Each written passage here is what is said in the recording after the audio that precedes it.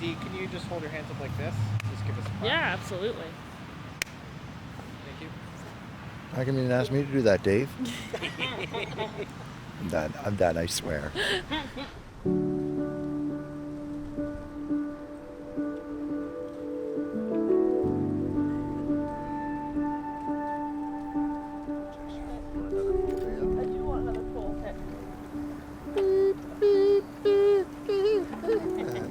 Let's see how far we go, Dave.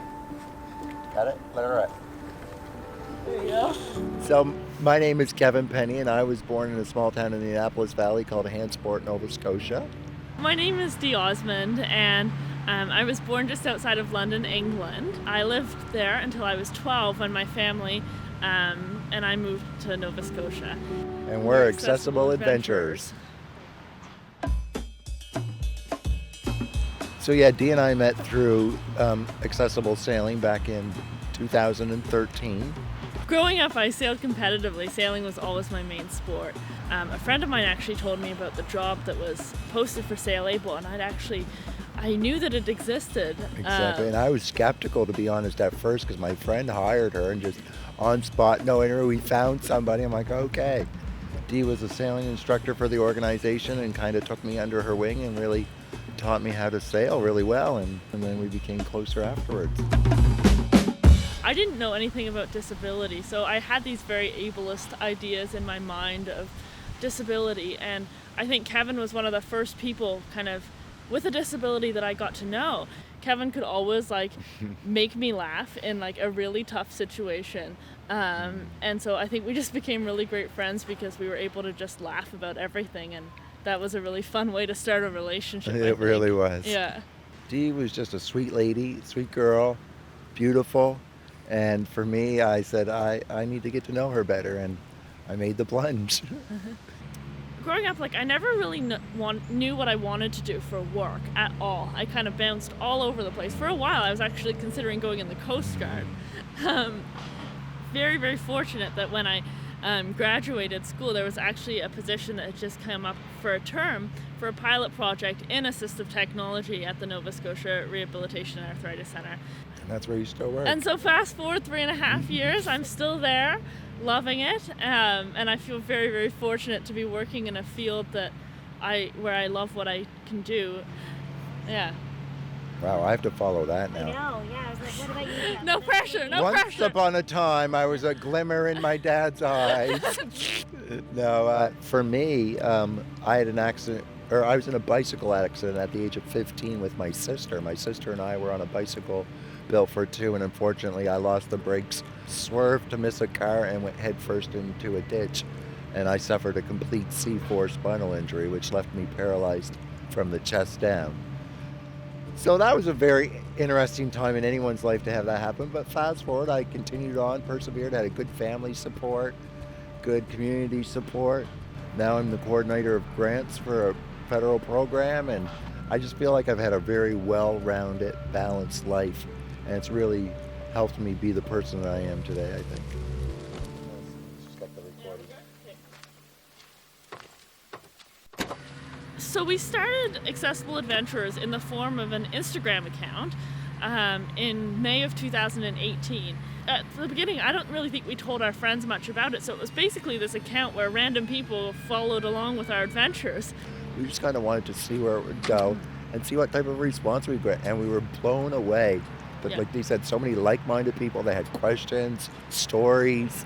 And I remember being like, I That's what it think was. we have some stories we could share too. And that's what it was. It was, And we're not YouTubers. We knew nothing No, about it, nothing. self-taught or anything. So back last July, I guess, we Yeah. started deciding that we'd do little videos showcasing our adventures on video, so you could get a bit more information, a little bit more detail. We could do some advocacy work. We could talk about traveling, education. We could really do things. But then COVID-19 hit. And COVID-19 was not good for a lot of people, but it was great for our YouTube channel because so many people started using social media. Once things started opening up and we really realized we could do things in the province, we really embraced it, and it was a real eye-opener.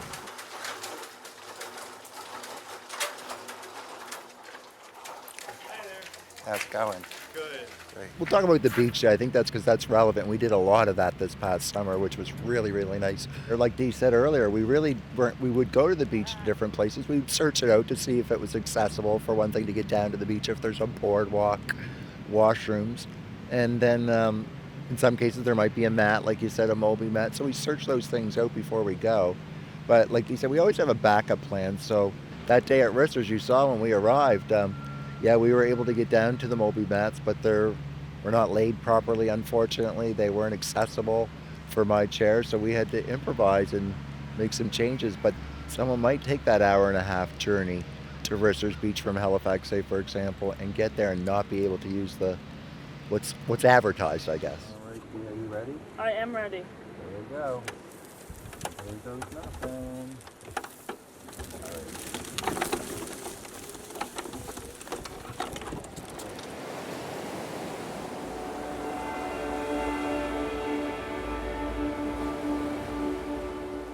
I think we're very fortunate and privileged to be able to, spend money to buy this accessory that allows us to go to the beaches. But I hope that one day that's not going to be the case, because people shouldn't have to buy a special product just to be able to access a public park.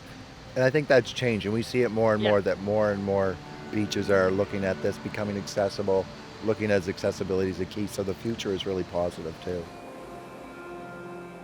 When we go to the beach, it's our happy place. It's like sailing, when we would go sailing, or we go to the beach, or we go for a hike. It's our happy place. Mm-hmm. And I think our affection and love for each other just comes out in that, because we're happy.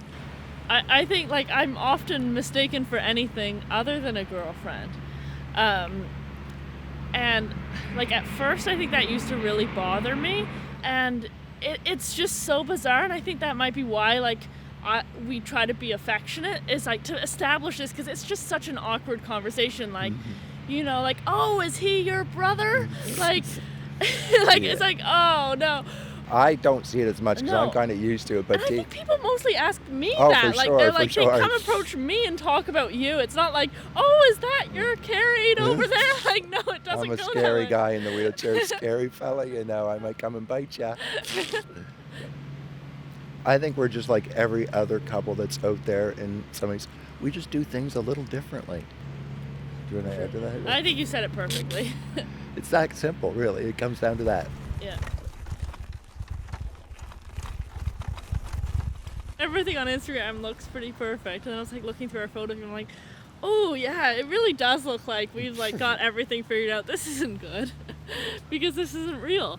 Geez, Kevin, you've had so many misadventures and still progressed and came through it and still have a positive attitude. We should showcase this as a Misadventure Monday. And we don't like to kind of cushion anything either. Yeah. I think you can learn a lot from these real experiences that really happen, and people can understand. And I think it can really change attitudes. I can see we can see the impact it's having on other people. Sure. And that really drives us as well.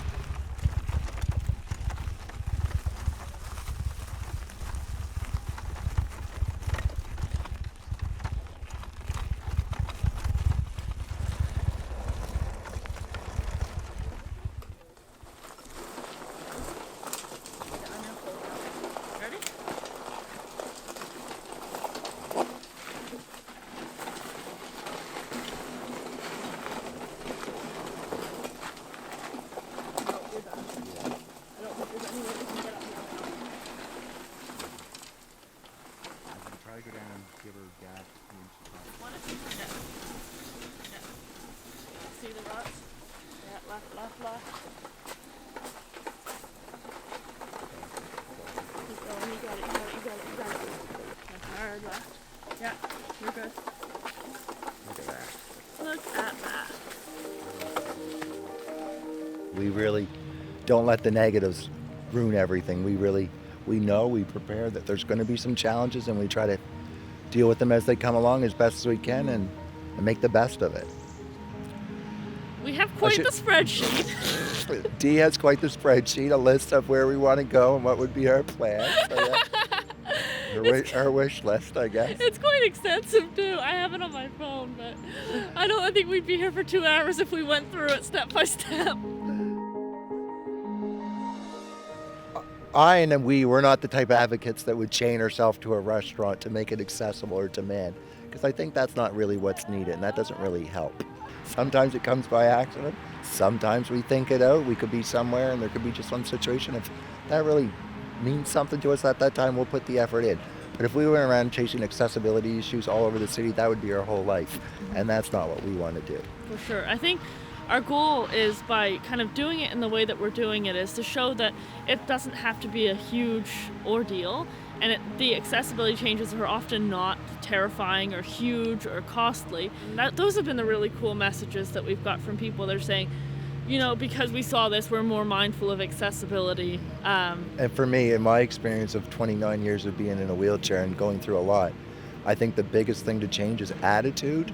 And that's what we're trying to change, is people's attitudes about accessibility and how they think about it, and realize that it could happen to you one day or affect you, and it will. Yeah. And that's okay, but let's make change together, and I can really see it happening.